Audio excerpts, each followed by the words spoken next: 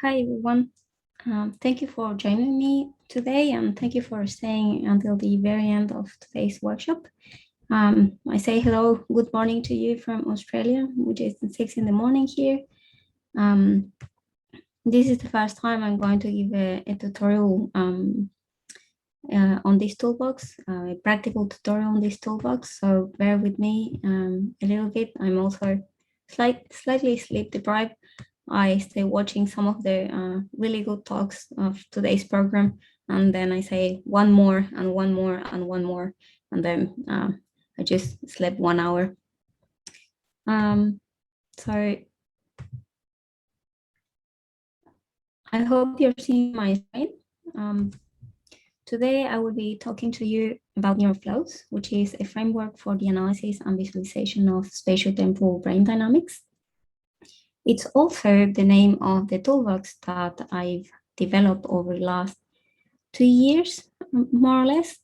And about 9 months ago, I made it open source. I decided that it was time other people could use it as well. And also, it's not, it's in its early stages as a piece of software.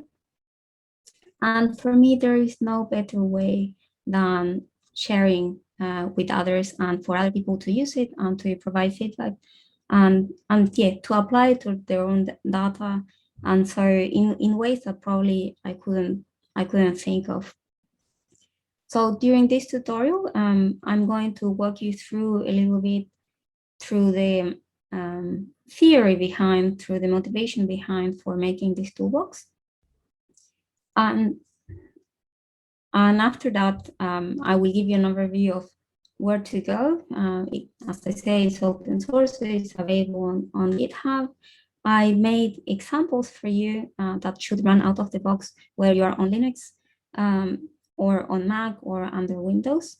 And these examples have synthetic data, and also they have a snippet of fMRI data. And the reason I did it like this, I would have loved for you to bring your own data, but it may require a little bit of pre-processing on your end. And also these calculations that are done by the toolbox, they are computationally heavy.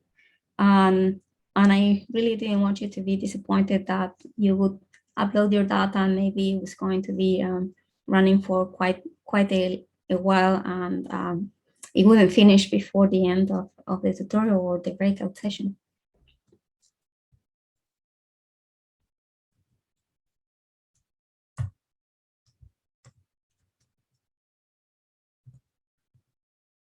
So the outline of this talk is just simple in 3 parts.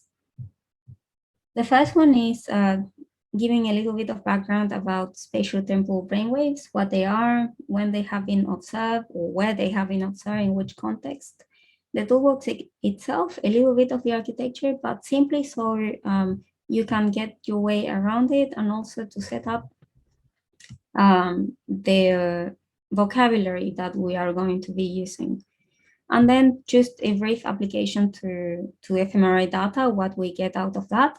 And hopefully, if you run the examples, you will get figures, dynamic figures, or in the form of movies that are very similar to the ones that I'm presenting in these slides.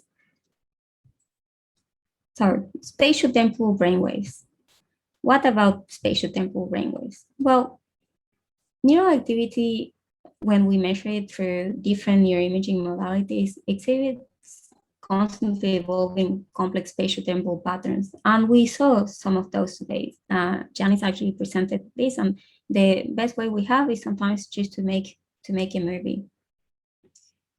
And as our data sets become more and more complex, for instance, having animations and exploratory visualization are an essential part to understand really what's going on, and perhaps even which statistical tools we should apply afterwards. There is also a really growing interest into understanding the switching between these patterns, because it is the switching of these patterns that can explain the large-scale functional reorganization of the brain, and we observe this switching in data. And one of the ways people have been improving this switching between brain patterns is through through protocols of naturalistic stimulation, because they give a little bit of more coherent patterns, I'm going to say. It's less variable among subjects, but it's also very diverse. And so it reflects what our brains are doing in a way, which are doing like a million things at the same time. For instance, now you're probably listening to me, you're looking at the slides, you're thinking that, well, I've listened to many wonderful talks today, I need to get home, or maybe I am at home and I need to make dinner, and so on. So every time that we're thinking, our brain is evolving, and it's for neuroimages, this means a lot of data to analyze and make sense of. So brainwaves in particular have been observed, as I say, in multiple neuroimaging modalities, and very structured brainwaves were observed during sleep by Mueller and colleagues. They had a grid of electrodes on the cortex. And very recently, a colleague of mine also captured these evolving patterns of activity in a brain network model. I apologize. And these brain network models, they include the connectome, so the white matter bundles, and some dynamical equations underlying. But they were able to capture not only these highly structured brainwaves, but also the switching among them. I really hope that you're seeing these movies play as smoothly as I am. But if you can't at the moment because of some bandwidth issue, there will be a recording. There is also a recording that I made before, and hopefully that will give you the movies that I have.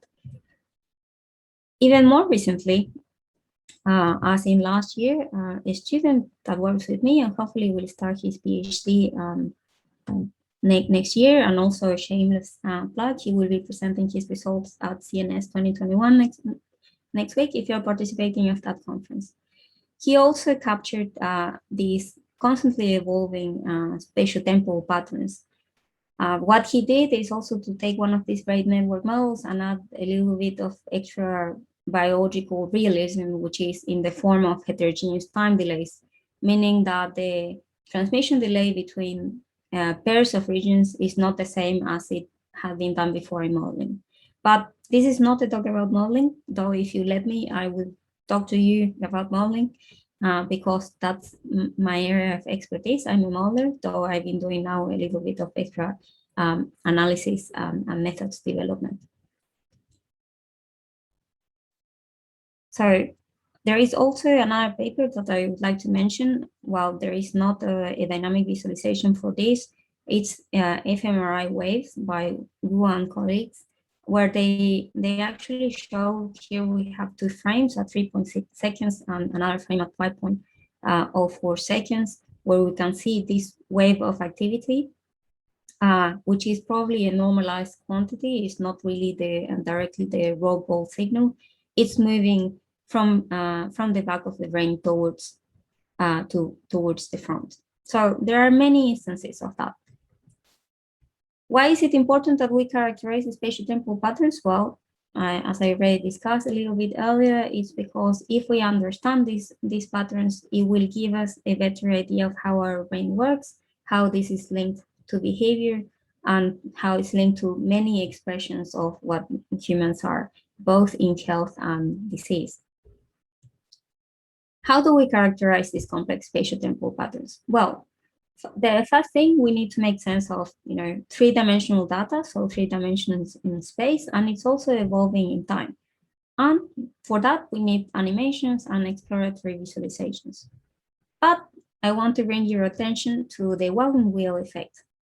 This effect, you probably know it and has also been studied, is because our brain likes to play some tricks on us in the form of optical illusions. If you look at this wheel long enough, you will see, or you should see, the illusion is that this wheel is moving counterclockwise in this direction, but it actually is moving clockwise, and it never goes counterclockwise. And so what happens with some animations and visualizations of raw data is that our brains are looking at raw data and trying to make sense of that. And on top of that, they're probably trying to get some correlations between different spatial points. Different people or different observers will look at different parts of a movie, for instance, and if there is some salient feature. So to overcome that limitation of just movies of raw data, and also to overcome the limitations of our own brains to make interpretations of data, I started working on translating some tools from fluid dynamics and also some inspiration from meteorology. So we're going to assume that neural activity is an active fluid. So think about waves in the ocean, for instance, or think about just waves of electrical activity in some along the brain, or think about wind, for instance, as well, that is moving continuously in the wind across the surface of the Earth, for instance. And also, we're going to assume that there are some activity particles, so some feature of data. For instance, let's say that I will focus on the maximum activity that I see at a particular point of space and then time, and then I can track this along space and time. And so at the end of the day, what we're going to do is we're going to transform brain dynamics into vector fields that from now forward we will call neuroflows. These velocity vector fields are actually capturing two very important properties of brain waves, some things that we want to understand. One is the direction, so where brain activity is going, and also the propagation velocity, how fast it's moving as well. And with those two properties, I'm hoping that we will actually disentangle or disambiguate sometimes things that we observe but are not there, for instance. But I also hope that it will give us a tool to perhaps in the future analyze directed functional connections, for instance. Sorry. As I say, I draw a lot of inspiration from meteorology, so I'm putting a figure here to illustrate these velocity vector fields that we're going to use. And so they're telling me about the direction of the winds, and in this case, it's the wind, and also the strength. Sometimes it's rotating in some cases, but this is static image. This is giving you a long time average of the dominant directions of this wind. What I want to achieve actually is something like this.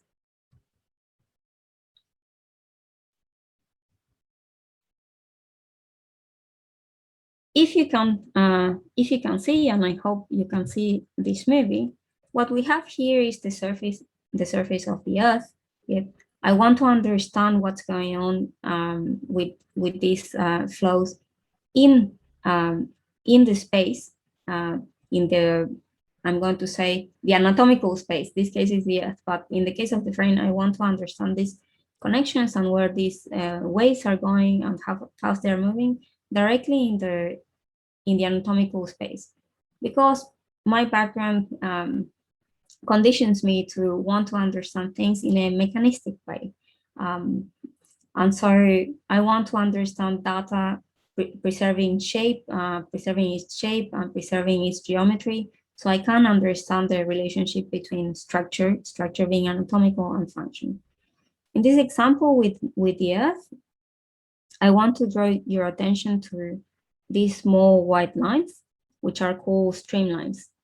These streamlines are paths, yeah, that are traced by some particles, these activity particles that I was mentioning before. Imagine that we drop a little bit of paint over here, if you can see my mouse, the cursor of my mouse, and And we would follow, it would leave a trace of color air, for instance, and we could see where this particle is going. There's someone in the thanks. I think it's very cool too. So I also want to draw your attention to these sort of points in this, let's say, flow visualization, which is a particular point in this flow. It's actually called a singular point. So remember that name of singularity. In velocity vector fields, these are called singularities, and they have some interesting properties. In this particular case that we see here, let me, yeah, I marked it here. In this particular case, we can see that the wind or activity, think about the rain, is converging towards this point. But there are some other interesting points where the activities are actually emerging from them and going somewhere else. Or in some cases, the activity is converging in some directions and then going outwards. It's like multiplexing.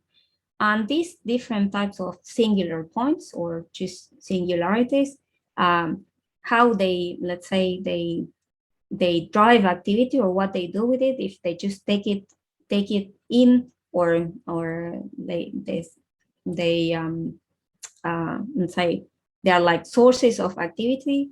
Something is coming from, for instance, deep inside the brain, or stimulus coming through all the sensory systems, and then you will see a wave of activity that will emerge from some point, or in some cases it will reach a brain region and then will go out somewhere else. So these are singular points, and we will study them. So the neural flows representation, the vocabulary that is important, is it has two forms, actually. The first form is in terms of the vectors themselves. And so we will have measuring points that are these black dots here. And think of these measurement points as the electrodes, for instance, that you can have, or sources in source reconstructed EEG or MEG, or in the case of synthetic data with brain network models, this would be the centers of gravity or the locations of the parcels in the connector. So you can have more or fewer parcels like this. And to get this vector representation, we need at least 2 time points, because it's based on derivatives. And so we need to calculate some differences and so on.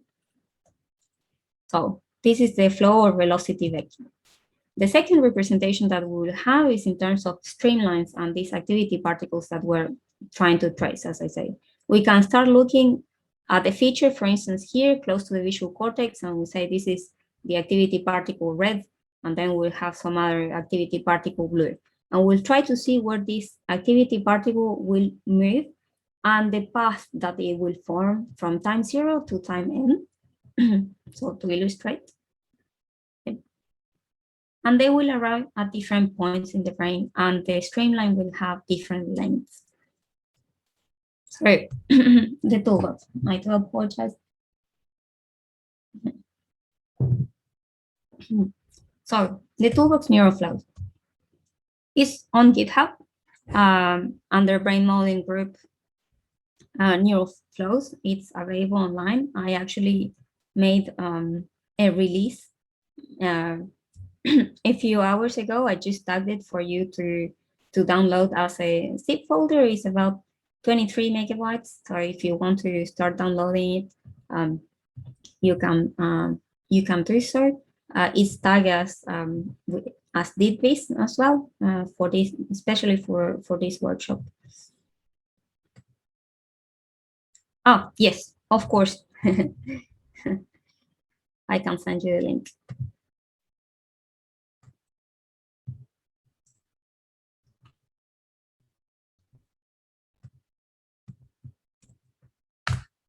Directly there. So that's the link for the toolbox, and you will land on the directly on the main page. Let me give you the link as well. That will take you directly to the release. that I made. Okay. Oh, thank you for reminding me.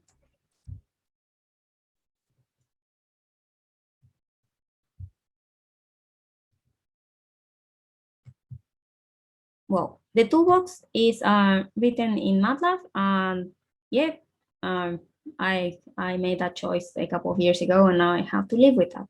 But this is not about bashing any tool or any language. But today's talks really inspired me and gave me that little nudge to say, moving forward for some visualizations and some automated classification that I'm trying to do at the moment. I'm working with my students.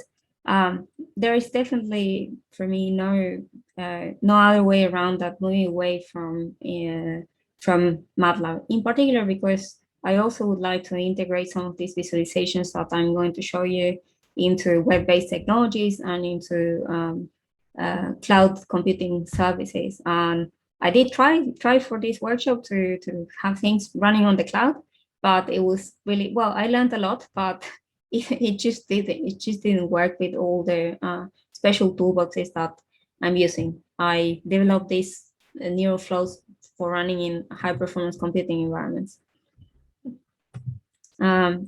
Anyway, MATLAB 2019 and above. I tried with 2018D, and the reason for that is that before that, there is one particular function to read JSON files that doesn't exist, and I rely on JSON files for making configurations on this toolbox. I've tested mostly on Linux systems, Debian, Ubuntu, and Tumbleweed, but I also have been testing on Windows 10, and some of my students where I work, they have tested on Windows 10 as well, and has been running without a problem so far. So the toolbox itself, just a little bit of an overview. I'm just checking the time. Yeah. So it has a core module that does all the heavy lifting and does some data interpolation as well if required. I will tell you in a minute why it may not be required. Does the flow calculation. It takes this singularity, the singular points we were talking. This is how they look in 3 dimensions. I do provide visualizations which are 3-dimensional visualizations, and you can rotate and look at how these trajectories are moving towards and outwards from these singular points. We do the streamline tracing, so we actually try to follow these activity particles that we define. And we also implemented a flow decomposition, which at its core is singular value decomposition, which in itself is the basis of many analysis methods that you may be familiar with, like ICA and PCA, that enabled us to do a dimensionality reduction and find the dominant patterns. So the general architecture, I will skip over that. There is input-output module. At the moment, I'm only reading MATLAB files because there are so many good toolboxes for pre-processing and reading like the multiple near imaging formats. So this toolbox is dumb in that sense. It needs to read some MATLAB files and JSON files because they are human readable and they're just excellent for making configurations, I think. Sorry, about the input datasets, I will let you know in case that you want to give it a go with your own data at some point. So we have the brain, and we will have some measurement points. These can be unstructured measurement points, as I mentioned, source reconstructed EEG, or the parcellated data as well, or structure. And what does unstructured and structure means? Well, essentially, unstructured means that your measurement points are the pairwise distance is not the same, so they're like scattered. So and it's a cloud of points, like you can see here below.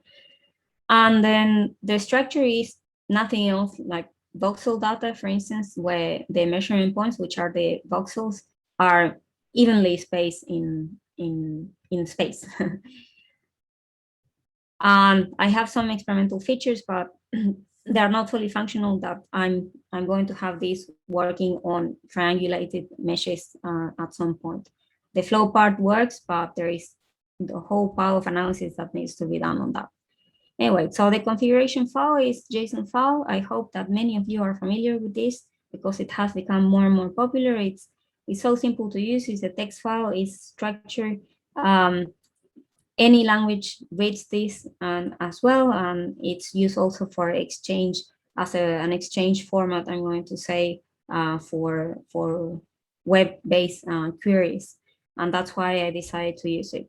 What you will see is that it maps the structure of the toolbox. So you will have some data fields to fill in, some interpolation parameters, flow parameters, streamlines, and singularity parameters. During the breakout session, the 1 hour breakout session, I'm happy to go into more details if you want, or if someone has questions while we run some of the examples live. And at the end, you produce some movies, which are these exploratory animations to understand what's going on. In the case of the rotating wave that we simulated, now it is unambiguous in which direction this is rotating, actually. So we can see that it's rotating counterclockwise here. And we can also plot some two-dimensional slices of this three-dimensional field and trace the streamlines, which are akin to what I was showing on the wind animation in a way. So while with the streamlines, you cannot see anymore in which direction the flow is going, but you have this other visualization on the left to see that.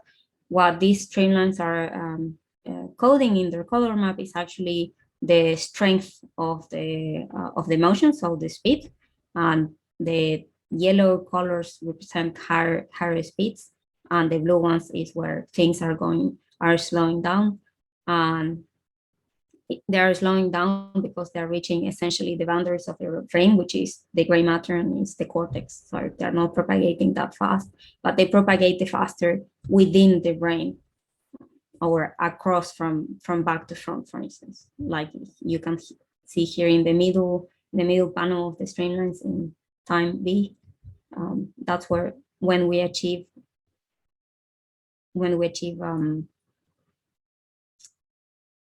yellow, not when we can achieve yellow, when we can achieve high speeds. Some of the analysis, these are the figures that appear out of the box, and I think that the singular value decomposition is one of the most useful ones to try to understand what's going on, because these flow patterns can also be complex.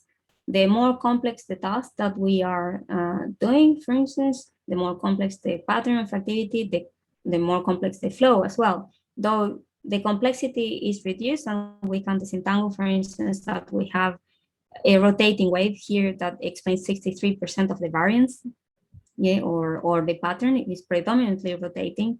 But the second mode, for instance, the second pattern or pattern of motion explains that things or activity is moving from the right hemispheres towards the left.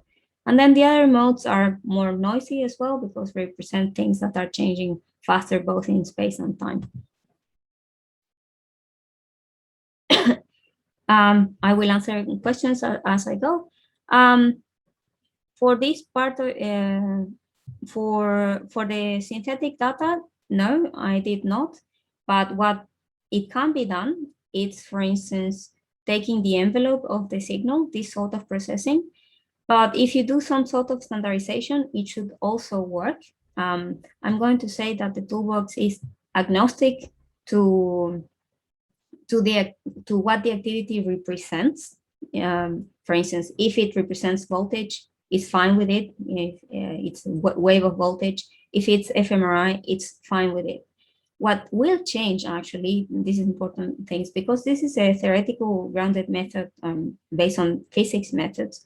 What will change is what this speed that we get at the end, for instance, I'm going to show here for instance, this speed in meters per second, what is going to be, and that's the interpretation. If it's, for instance, if it's activity like voltages and so on, and say, well, this wave of depolarization, for instance, is moving up around 2 meters per second. If we now normalize that voltage through z-score and so on, this speed distribution is going to shift. And so it may not be the activity itself that is propagating at, for instance, 2 or 1 meters per second, but it's going to be this normalized quantity as well. Or we could input activity, and say in quotations, because it could be something like correlation. We're speaking today that for fMRI data, we calculate correlation sometimes to understand what's going on. And you could try to understand the direction in which certain correlations or peaks of correlations are moving towards, how they evolve in space and how they evolve in time together. So data standardization and processing, that's up to the user as well. For instance, for EEG data, and I go a lot to EEG data because it's something that I work on. There's always the question where you should bandpass filter it or not. So you can do both. You can put broadband data and the algorithms will work, or you can actually bandpass filter it in the canonical bands like alpha, beta, gamma, and so on. And also then you would be estimating propagation speeds of waves in a particular frequency band.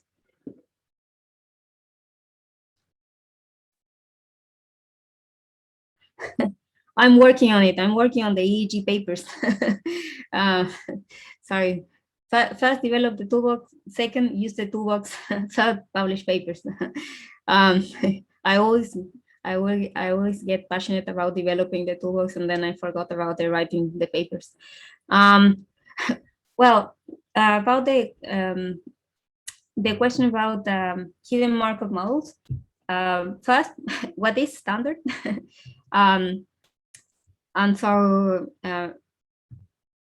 how well the method corresponds, that's the big question as well, and a comparison that we need to make. Actually, it's something that I would very, very much like to make, comparing how many of these dominants, I go back to this picture. I would be very interested in knowing if we can detect more or less the same number of flow modes as the hidden Markov models have states, for instance. That's a question that has been going around my brain for a while now. And I would be very happy to chat about that and to establish collaborations if possible, because it's it would entail quite a bit of work, and I'm always keen to do a lot of work, but I'm also happy to work with people who are more knowledgeable than me about the hidden HMM as well. Ooh, I think I've been speaking for 30 minutes. I don't know if they're going to ask us to go back to the main room, but. No, Paula, the tutorial will still be in this room. Okay, sorry, yeah. I can continue. Thank you. How can durations of flow patterns be factored in? So the flow patterns are represent essentially the difference between two time frames, whatever your sampling period may be. Now, you can also perform this flow analysis in a windowed approach, as with other methods. And yeah, I'm not sure I answer your question. So if I didn't answer that question, then please go ahead and maybe rephrase it. I'm wondering if you would like to know how we can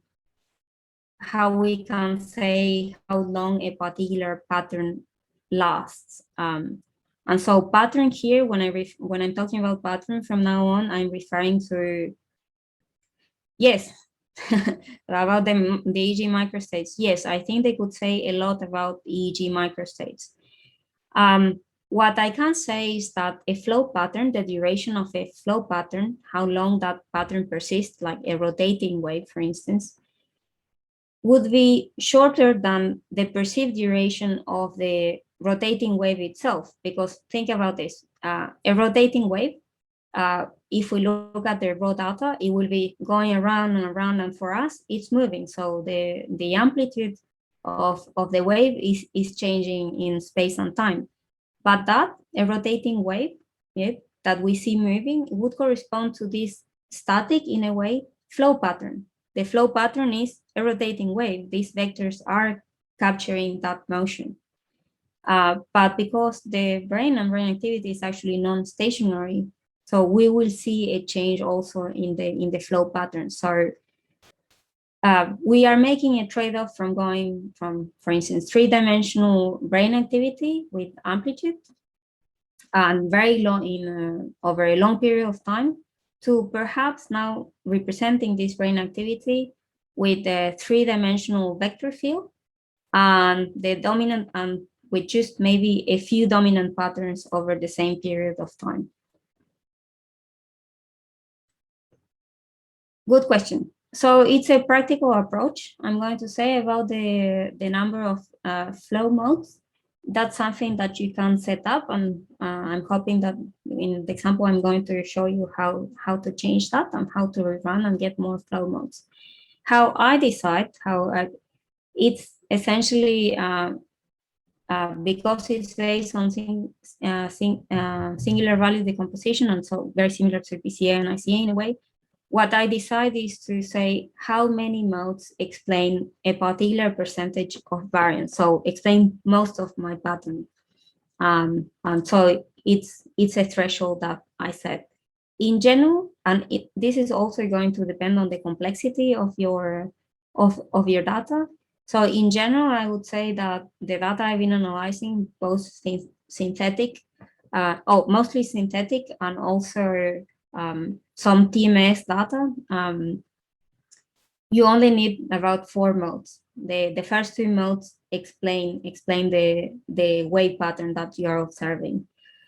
But more complex data as well, and if you include a longer and longer period of time, for instance, fMRI during movie watching, and we're going to see that, you would probably need 10 to 12 modes to capture all the variance. Why? Because, well, there is more things going on in that brain, and so the resulting flow pattern and the resulting spatial temporal pattern of activity is composed of many modes.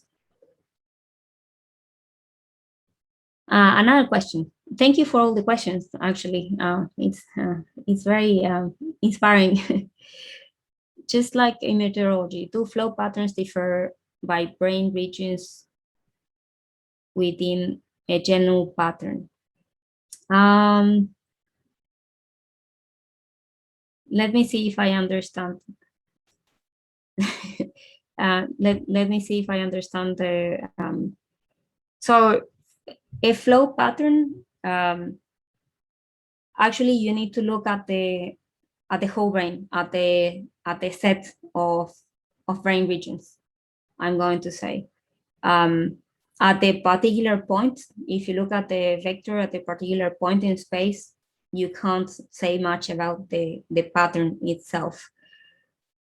But what I can imagine in a way is that you could calculate the distance between this flow pattern we see here on the top left of the figure and the flow pattern on a time point by time point basis, the one that is not decomposed in a way. It would be like the raw data, the raw flow data. We could measure a distance.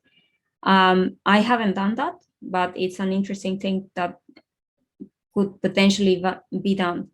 At the moment, I've done the implementation, and I'm hoping that all of you get excited about this and actually applying to your own data. And I'm happy to answer questions not only now but later as well, because this is what I want to know, how people would be using this. There are so many things that I can imagine, but many of these questions that you ask as well, they depend on the data set that we will analyze, right? It depends on the characteristics of how different they are or how similar.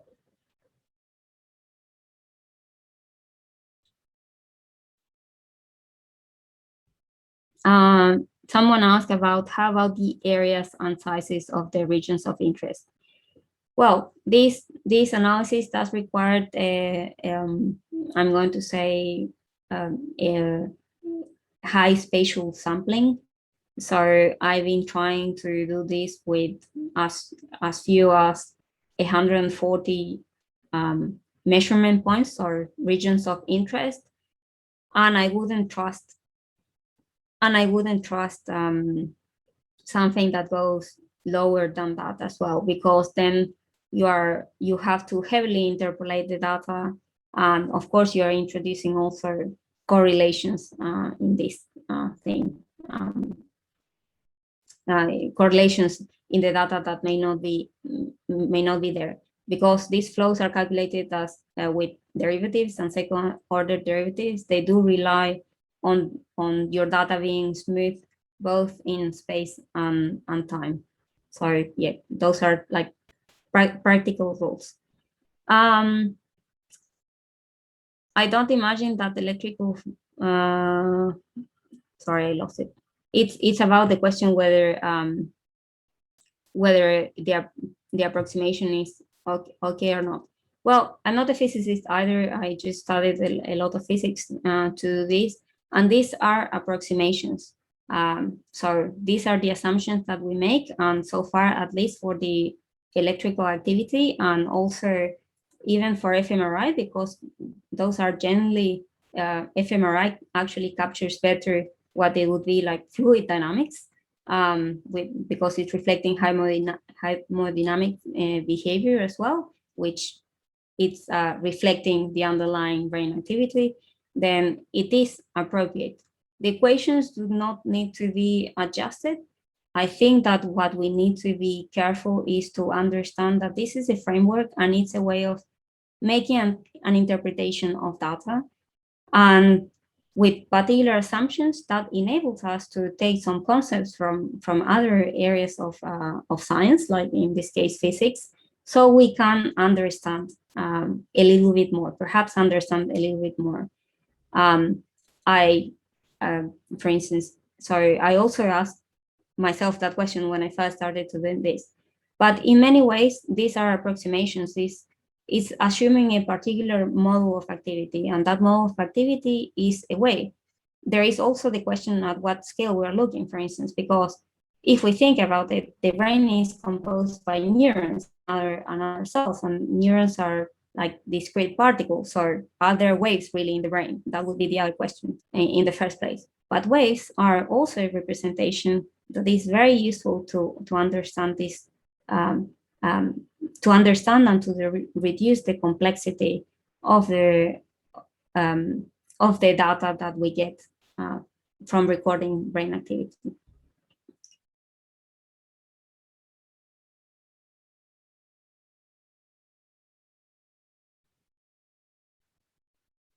Yes, there are discontinuities in the brain. That's another assumption that we are making, and that's why I'm interested in doing the surface one that only takes the activity that is propagating along the surface. For these flows, there is the possibility of putting masks as well in places where we know that activity is not propagating.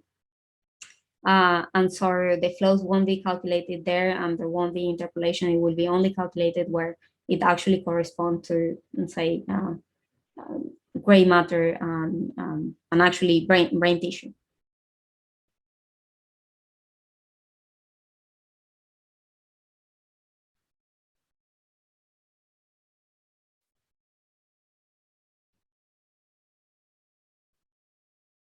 For instance, for Fmri would be minimum spatial resolution. That's about using parcellated Fmri data versus voxel data. That's, I'm going to say, up to the user to know what they want to get. But yes, you can have, for instance, the voxel level resolution. For instance, 3 millimeters by 3 by 3 it would be voxel data, and that would what you would do if you have that, you would skip an interpolation step, so like you don't introduce anything, and then you calculate the flows at that high spatial resolution. At the end of the day, if you want to subsample, for instance, spatially, what you would do is to calculate a vector sum to average the flow in a particular region. If you ask me in particular 100 regions or rather voxel level, I would say rather voxel level. But if you have available other parcellations, which are several nice ones, for instance, the one that I use for the fMRI example is the Schaffer the 400 parcellation, which provides an, I'm going to say, captures very well the underlying patterns that are going on. As usual, for instance, with all these analysis methods, like even when you do spectral analysis, there is always a trade-off of accuracy and resolution, and also calculation execution times and complexity of the methods and so on. Waves are regular changes in numbers over time. Yes, that's changes of amplitude over time are oscillations and waves. In particular, the way we've been speaking, and other speakers have mentioned waves in this program and also in other conferences that I've attended. When we mention waves, sometimes is some sort of spatial structure that we can follow as well over space and time. And in space, they become really complex because they can become very localized with things happening in one place of the rain, or certain waves. You could have a rotating wave in one part of the rain, while in another part of the rain, things are moving in a more, let's say, more like a traveling wave as well. But so that's the purpose of this toolbox.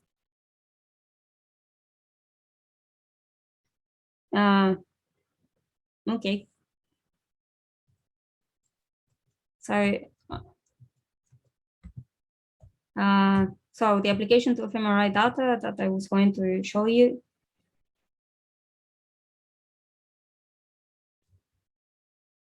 128 EEG recordings. Yeah, you could try. The thing there is that you probably have to do source reconstruction, and trying to get the 128 sources from 128 EEG recordings, I'm not sure, but you can try. I'm happy to help to see. I haven't personally tried, and I know this because so the data I was speaking about, it was EEG, and so initially we had 60 something sources, and it was, yeah, you can't distinguish patterns, and then we try to use more sources, and that's when we started actually making sense of the data. We could actually see a rotating wave from the place where TMS was applied. So the other visualization that I'm happy to hear how it goes for you, and if you have any trouble, let me know. So these are some of the streamlines that I mentioned before. This is where I'm at the moment. These are dynamic visualizations, and what I'm doing here is for every frame, I'm going to call it, every frame now it's a velocity vector field with these flow vectors. And I'm going to apply some tracer particles, which are the little red dots. And I'm going to try to follow the trajectories to where they go. I do this on a frame-by-frame basis, just for visualization purposes, to understand all these streamlines or functional pathways, if you want to call them something different. as I say, on a frame by frame basis, just to understand all the diversity of pathways that can be formed. This is just, as I say, a visualization and exploratory visualization, because these flows, as I say, if the brain activity pattern is very complex, the flows themselves are changing from time point to time point. And so what we should do, and the toolbox that does this, but it requires an additional library, which is written in C++. And I'm not going to show it as an example now, because again, requires a lot of configuration. But what we do instead of streamlines, we do something similar, but it's called path lines. Path lines are lines too, but essentially we drop some particles at the beginning at some particular seeding points. We let them advance just for a few steps according to the flow at that time point. And then we look at the next flow frame, and then according to that flow frame, these particles are going to continue, let's say, tracing their path. And so at the end of the day, you will have the path of these activity particles from time 0 to time n, which is essentially what I showed at the beginning of the presentation, these path lines of the red and blue activity particles. And we can see that there are some rotating activity. There are some particles that end up in a particular brain region. And we have straight streamlines, so going directly to the back of the brain, sorry, visual cortex. So this was done on fMRI data during movie watching, because a dear friend of mine, Johan van der Meer, he did the analysis of HMM during naturalistic stimulation, and he told me, if you're going to show anything related to fMRI, you have to do naturalistic stimulation, otherwise it's not going to work. And well, here it is. And so I did the Svd decomposition, and as I was saying, I needed far more modes, more than 4, for instance, to actually explain a high percentage of the variance of the flow patterns that I was seeing.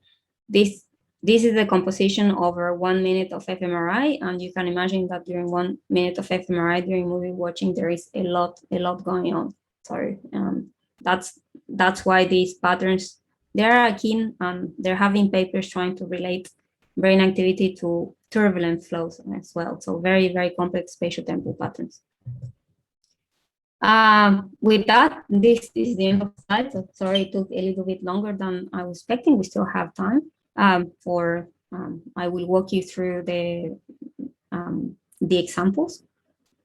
So I would like to thank to my collaborators, James, Sebastian, my student, Leonardo at Monash, and Stuart for giving me feedback on the code itself and for testing it and making it fail so I can fix it. Sorry, here's the link again to the page. So you have it there. You also have it in the chat a little bit further up. If you have any feature request or help because you find a bug or anything, do let me know through an issue. I do read them, and I'm actually working on it because I need to finish the paper of this toolbox. So here is my academic email at qmrverhoeven.edu.au. I'm also giving you my personal Gmail because the spam filters at my institute, they are fairly aggressive at the moment, and I'm missing a lot of important emails. And sorry, I check my Gmail regularly as well.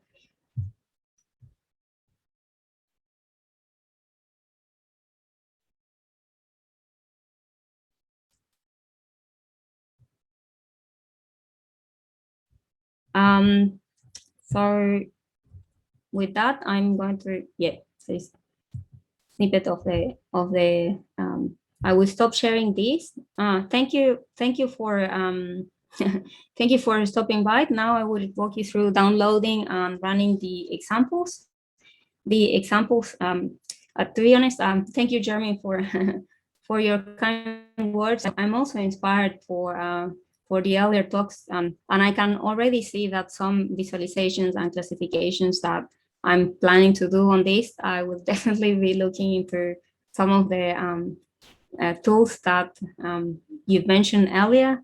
I'm going to have a look at Dinosaur as well, and Hyper tools, I was saying, because doing visualizations in 3D and time, it's always a challenge, and embedding them into web applications even more challenging.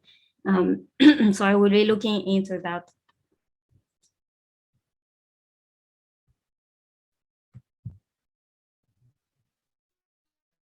I'm going to drink a little bit of tea to recover my voice. So if you have MATLAB and want to run the examples, let me share the screen with you again. So here we are. So github.com, brain modeling group, neuroflows, and releases in particular. So you can directly download the source code in a zip folder from here, or if you happen to land directly on the main page of the toolbox, you can also download it from code, and you download the zip folder. So I'm going to do this with you, and I'm going to do it slowly, and while the examples run, I will essentially narrate what's going on, and hopefully some beautiful figures will pop up at the end. So as I said, this should run out of the box on Windows and on Linux. Yep, it downloaded. Sorry.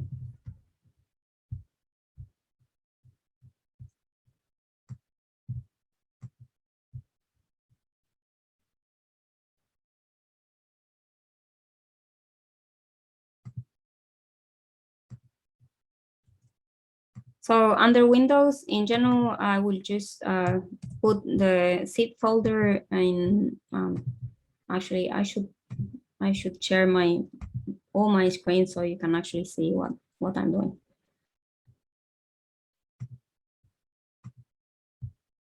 You can probably now see my my files. Sorry, I'm going to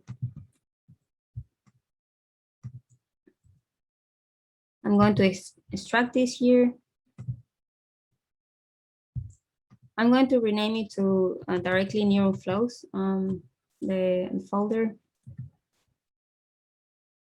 simply because there is a startup function that will set up your path in MATLAB, and expecting the name to be neuroflows. Otherwise, it won't find the right folder at the moment.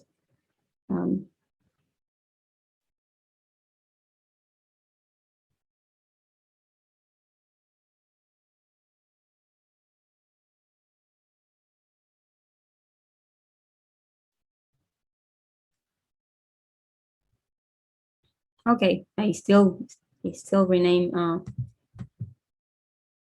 this interesting windows. Okay, so now we have the code, and we're going to call MATLAB.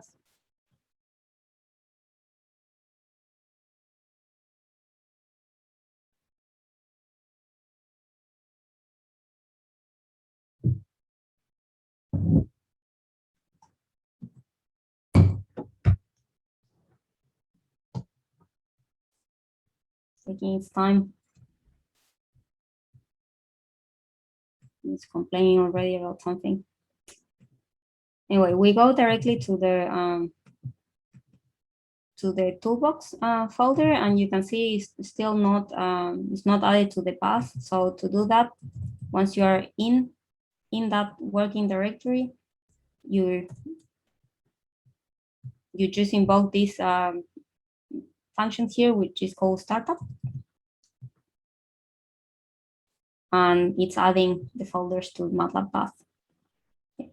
Sorry, and once that's done, you have everything ready to go.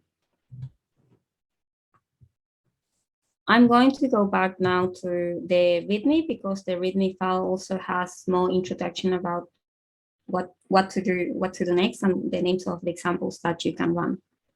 So you will see the same picture, as I say, about the modules.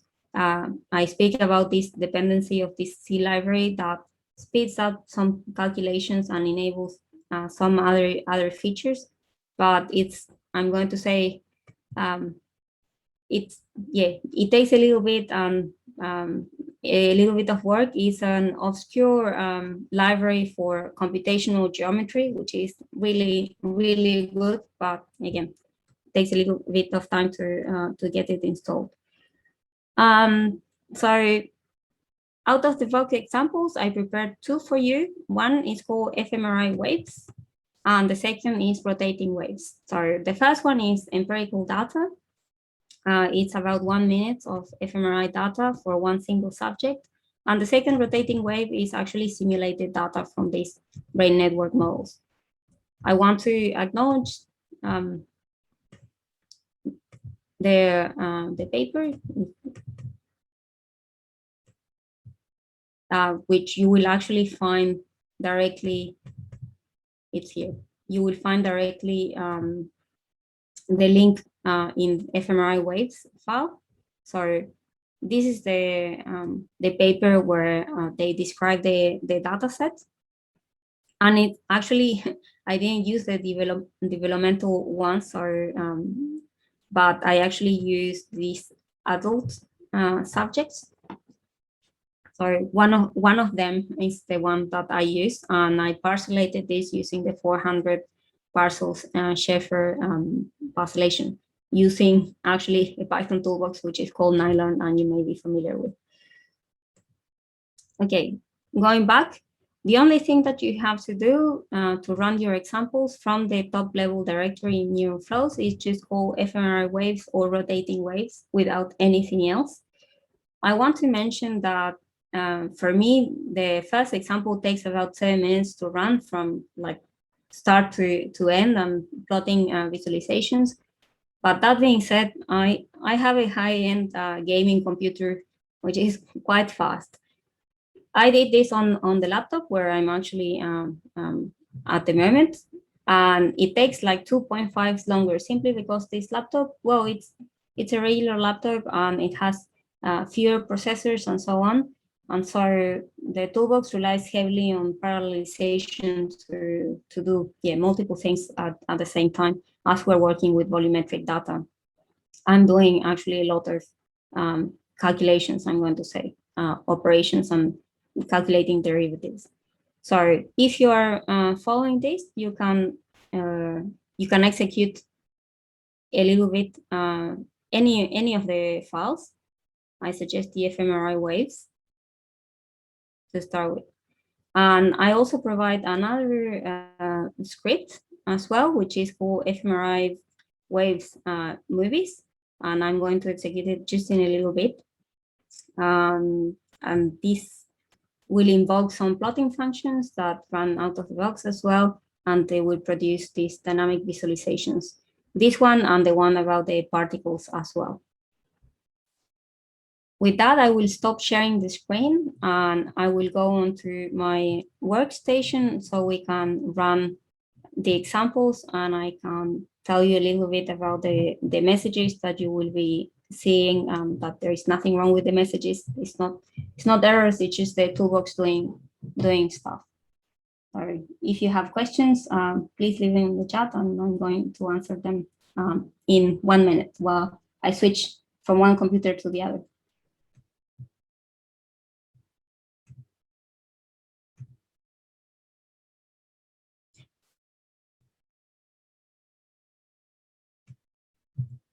Sure, I put the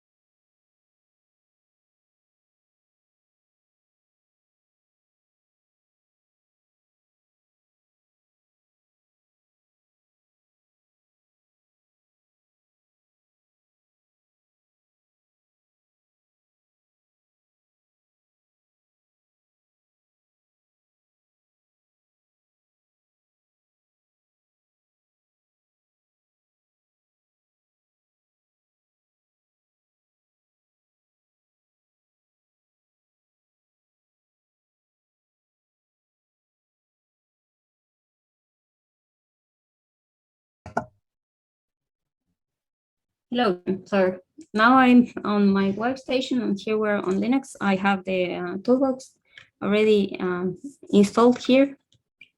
And so I'm going to call MATLAB. What you can see on the right is actually the JSON file that you will be working on. So here it directly added the set up the MATLAB path once I call MATLAB. And so let's have a look a little bit at this JSON file. It's getting a little bit bigger. Yep. So what we have at the moment is I have put everything inside here for you. So we have general parameters, the input file, name and directory. This is just for documentation purposes. The output, we're telling the toolbox where to put an output JSON file. And the reason I do this is it's a duplicate of the input parameters, but also the toolbox will fill out some of the empty fields. In particular, it will fill out the names of the output data files and where it's stored as well. And so after that, you can use the output JSON file to redo part of the analysis as well. We have the storage. We have to tell the toolbox where you want these large files to be stored, and they can grow, as I say, quite big because we're storing vector fields. I call it Scratch simply because, as I say, I run this a lot on clusters, and so normally that's the space where you have a lot of storage, and then you have to move it somewhere else to permanent storage. We also need a temporary or temp directory. This one is actually used during the parallelization of many of the tasks, and it will be writing some files that then it will glue together.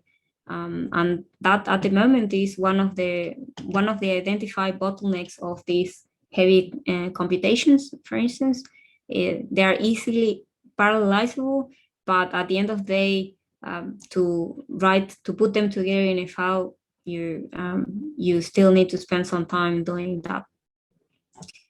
Then interpolation, we have it enabled because I'm using a parcellated data set, and I do it so. Why I do it so? Not because I don't have the voxel fMRI data, but simply because as a developer, not as a developer, but actually as a researcher, I work mostly with unstructured data sets, and hence the motivation to focus on them as well. And the other is a practical reason that it would take longer to run the analysis on voxel-based data because you have higher spatial resolution. There are some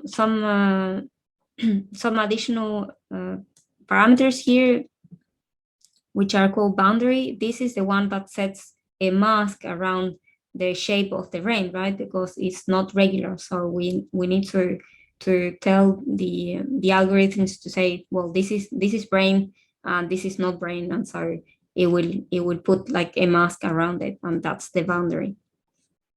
And the thickness is essentially thickness in volumetric. Is like it makes like shells around the space that is actually brain, so it doesn't misjudge in the calculation of flows. And there are multiple algorithms for calculating the flows. The one that I'm using now is called Horn and Shank, and it's been widely used in computer vision to track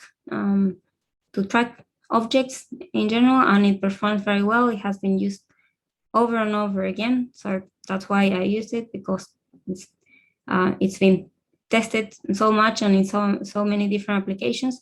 There are multiple versions of these algorithms. I went in a traditional way, and then if I need, it will be improved over time.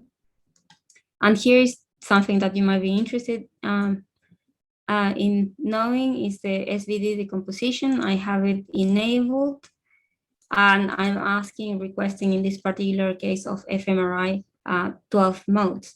And I request 12 because I already know more or less how many I want to display, but this is something that we can change at a later stage and recalculate the number of modes. We can ask for fewer, for instance, or we can ask for more, and then we can plot them again. We are also asked to streamlines to be calculated, so enable and so on, but we're not calculating the path lines that I mentioned before, simply because of time constraints and some dependencies. And we're also calculating, estimating these singularities, all these singular points I mentioned during the presentation. They are not only detected, but they are also classified into 8 different types of singular points. What they mean at the moment, I couldn't tell you. I have a vague idea. I haven't applied this from a cognitive neuroscience perspective. At the moment, I'm mostly developing the methods. And that's why I also think this workshop is great. And so I remember to say that thanks to the organizers for inviting me, because I guess that this is the place where you get to know people that may use methods that I develop, and I might help and I might improve at the same time.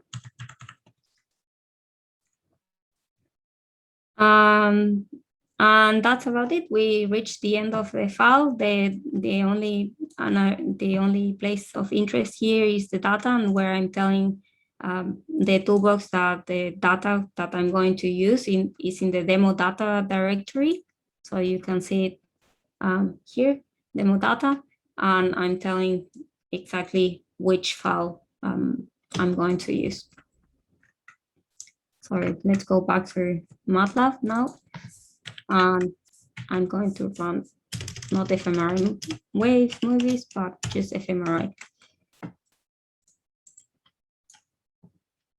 So it's starting the parallel processing toolbox, and it's going to use 80% of the cores I have at the moment, which translates to essentially 6 cores. It started the data interpolation stage. It created by default a file.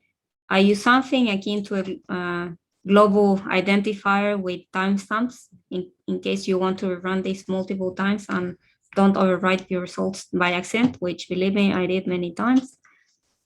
There are a lot of messages that I put just to know where we are and how long it's taking. As you can see, the parallel calculations are like really fast, and then sometimes collecting the results takes the same amount of time, or sometimes even longer. It already went onto the stage of flow estimation here, and also create separate files. So at the end of the day, we will have 4 different files. I stored the different types of data in different files just for organizational purposes. You can decide to save everything in the same place as well. So we will have the data that has been interpolated. You can delete this if you don't want to use it. The flow data, the streamline data, and the singularity data will be stored. I'm going to go to the chat. I think there is one question. Yes, I agree. The paper would be great too. As I mentioned, so I released this toolbox last year around the time where I pivoted a little bit into modeling, into forecasting COVID-19 outbreaks. As a fun fact, I still remain a neuroscientist at heart and at brain, and this is just a temporary parenthesis in my neuroscientific career, and I'm looking forward to getting back to it. And when that happens, I promise there will be a nice user manual and tutorial, or at least videos. This is what I'm hoping to do. writing takes time, but videos showcasing how it works, it's also good. But thank you for the suggestion. Another question, can I use two-dimensional array data? No, unfortunately, no. This is very much operates in three-dimensional space, and it will ask you to have, let's say, thickness along the Z dimension. But if you're interested in performing similar analysis of flows in 2 dimensions, actually, I can show you. Well, this is calculating. I can show you probably another really good another good toolbox. It's also in MATLAB.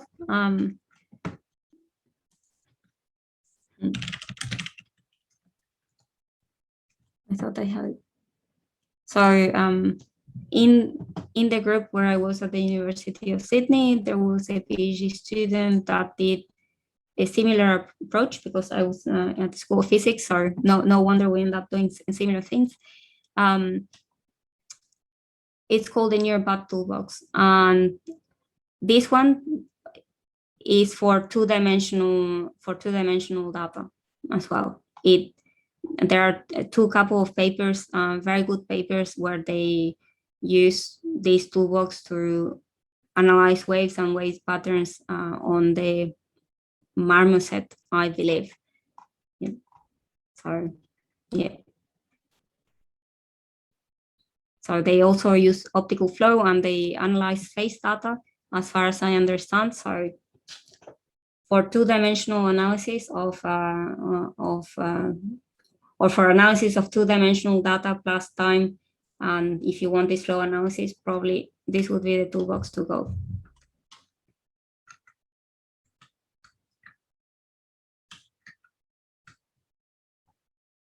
There are other toolboxes as well for 2 dimensions. There is Wave. Lyle Mueller, the researcher that I mentioned, is the one that showed these rotating waves during sleep. He also has a toolbox, or more or less like a collection of functions, I'm going to say, rather than a toolbox. It's less developed, but it's really good as well, because you can reproduce the results that they did. And the link, I'm going to think that I think it should be on eLife, because his paper was published on eLife. Okay, it's doing the Streamlines.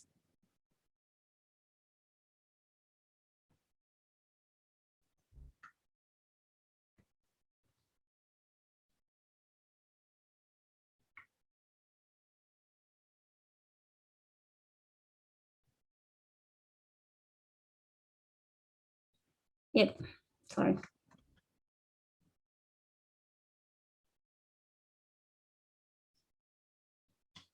You can't see all the figures that let's give some, there they pop. So this is the Svd decomposition with 12 modes, for instance. All the figures are showing up. So we have 12 here. We can see that the dominant mode, I'm going to close this one.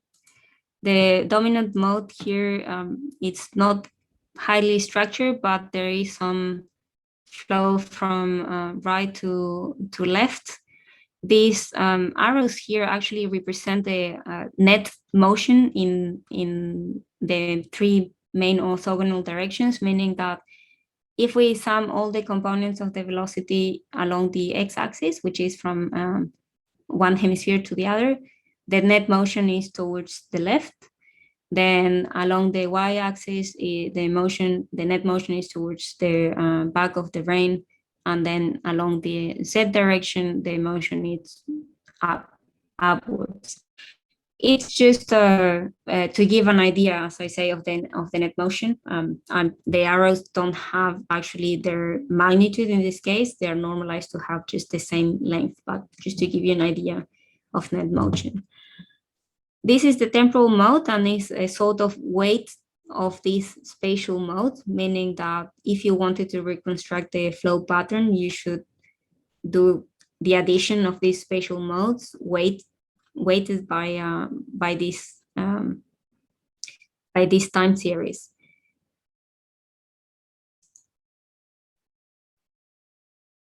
So we can have a look at what this means a little bit. Essentially means that each of these spatial modes, there is a sort of oscillation. Actually, the motion is changing, actually, though the pattern remains similar. And the intensity at each point in time of each spatial mode is slightly different. For instance, if we look at time point 40, this mode, spatial mode 1, is almost not expressed, it's close to 0. And so is spatial mode 2. But then there are other spatial modes, like number 6, that at time point 40, it's actually expressed as well.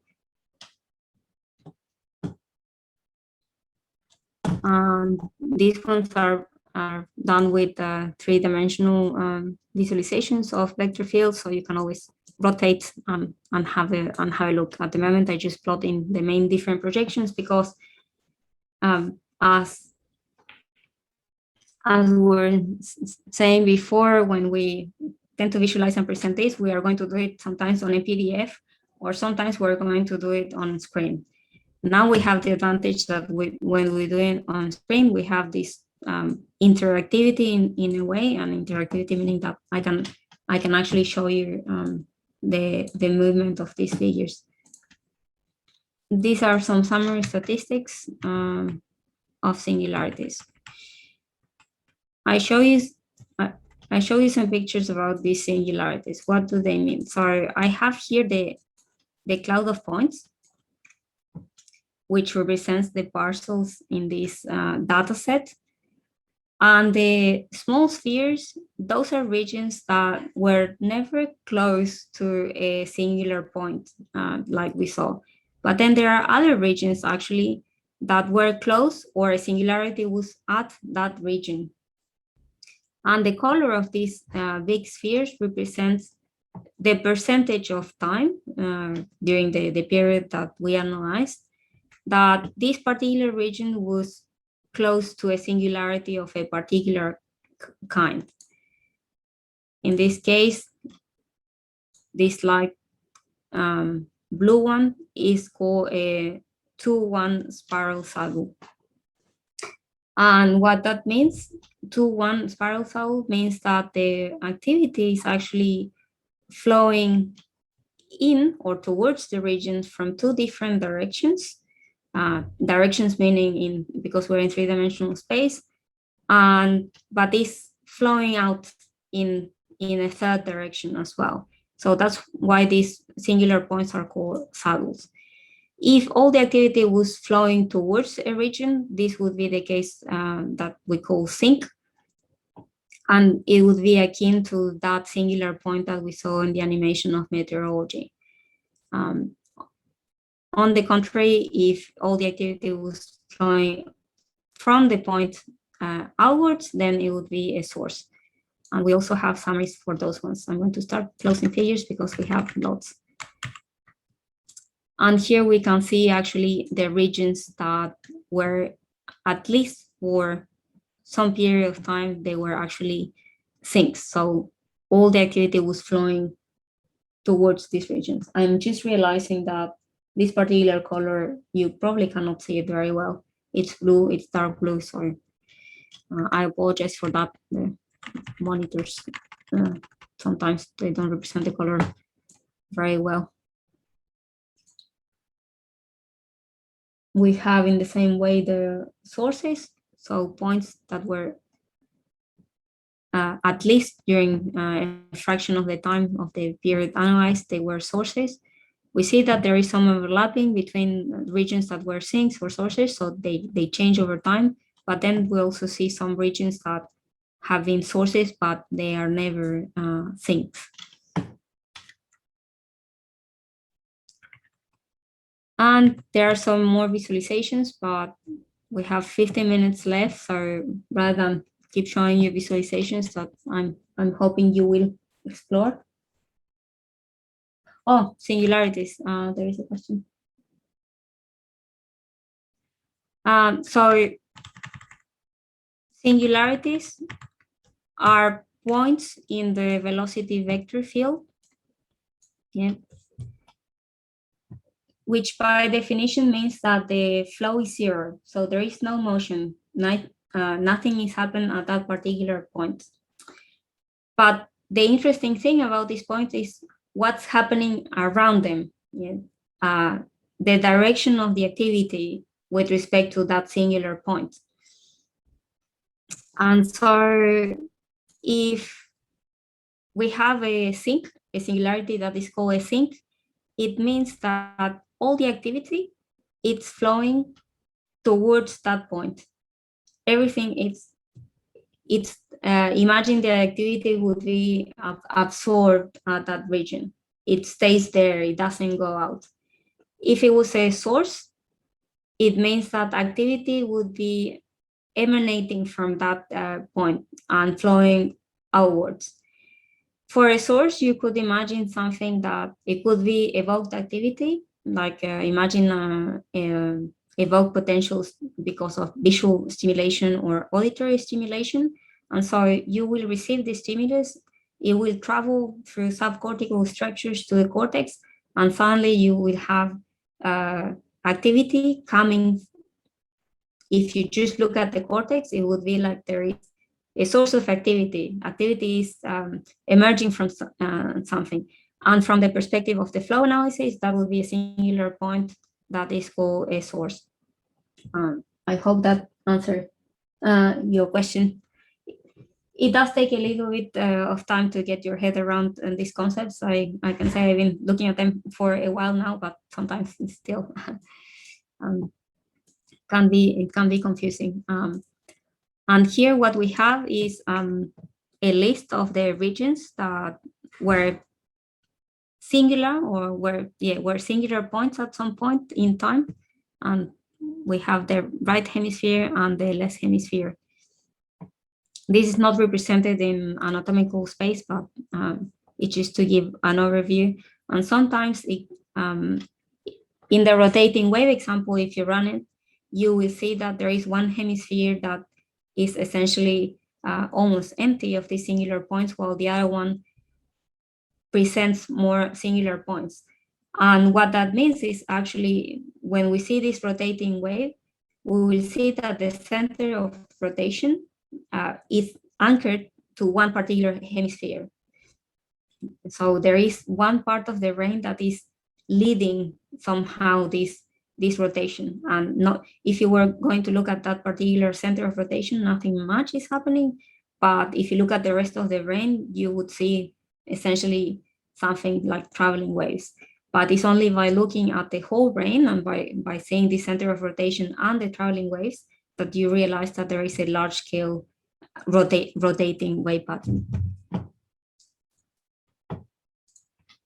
And now I'm going to run the, I'm going to close these figures.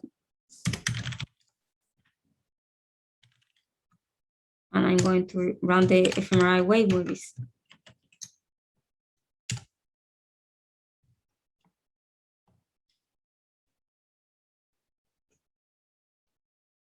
It doesn't move that smoothly via Zoom. It moves a bit more smoothly in real time. So I hope you can produce this movie. It will save the movie file as well, so you can then reproduce it locally.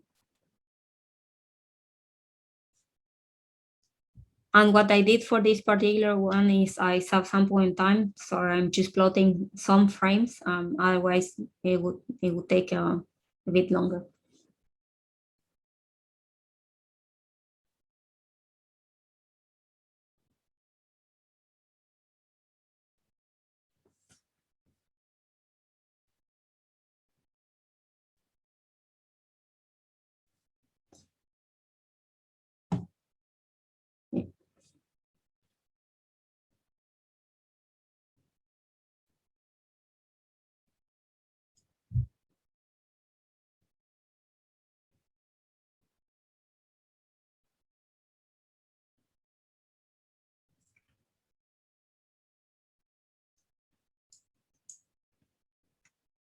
things are falling out.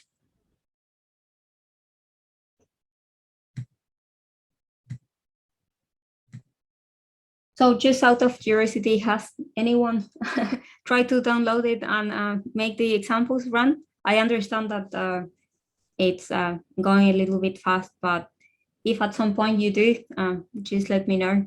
It would be really nice to see that someone else can run these examples and there are no errors, at least, with the examples.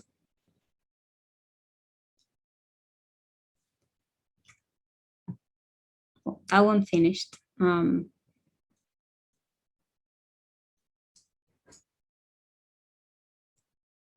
Then the other movie is similar to the first one, but without the particles. It's just plotting the streamlines to have the different, just the pathways.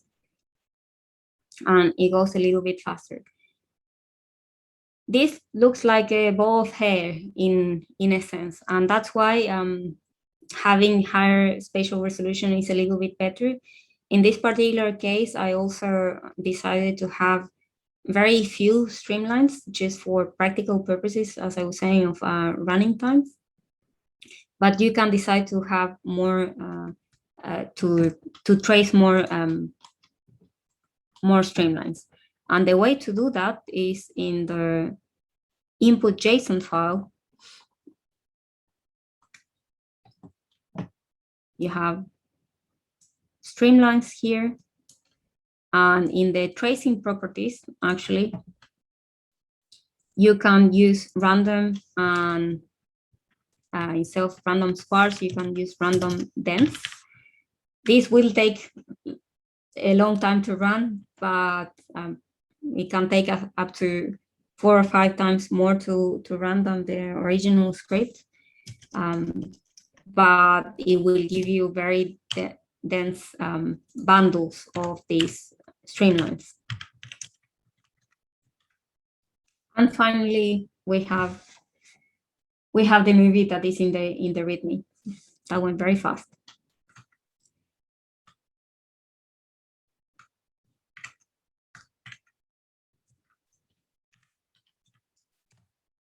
And now, if we go to the toolbox where we have everything stored, we can see that it saves the movie.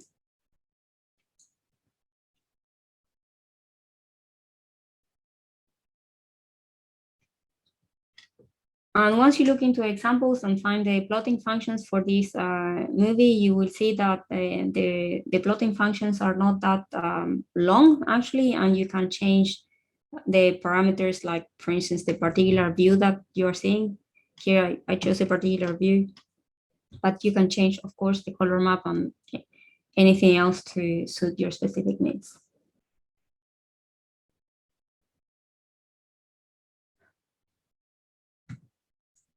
Yay! Thank you. Thank you for sending the comments if it doesn't work.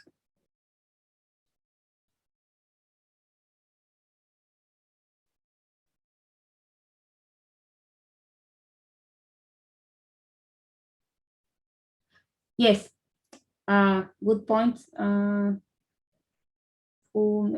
Yes, Jeremy, yes, many of these things, the examples, because I'm using relative paths in the JSON in JSON files, you need to run everything from within the top directory of the toolbox, and that means, yeah, that your active directory, as you said, has to be near flows, and everything will run smoothly. Otherwise, yes, you will get some errors about the path not being correct or not finding the files. That being said, in the JSON file, you can to suit your needs, and maybe because you have it in different these directories fields, you can have an absolute path directly, and so you when you run it locally, you will never have problems.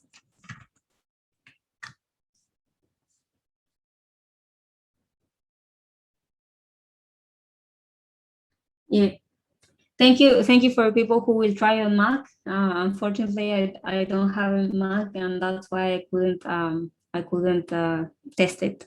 But if I get my hands on a Mac at some point, and I will, or I'm looking forward to hearing your issues and trying to fix them somehow. Oh wow, okay.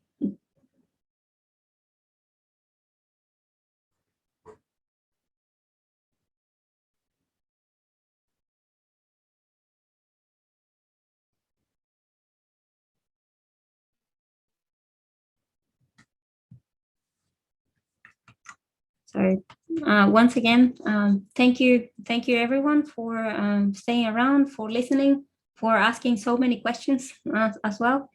It was great, and it's always a pleasure to answer this. They give me a lot to think about, both in terms of what I need to next, priorities, also the interest and how you're thinking about applying it. So I hope to hear from you soon in our context. See you at CNS, at Computational Neuroscience. Maybe some of you are participating. So chat to you on Discord at some point. Paula, thank you so much. And yeah, really neat tutorial. I think Michaela has a few closing remarks. Yep.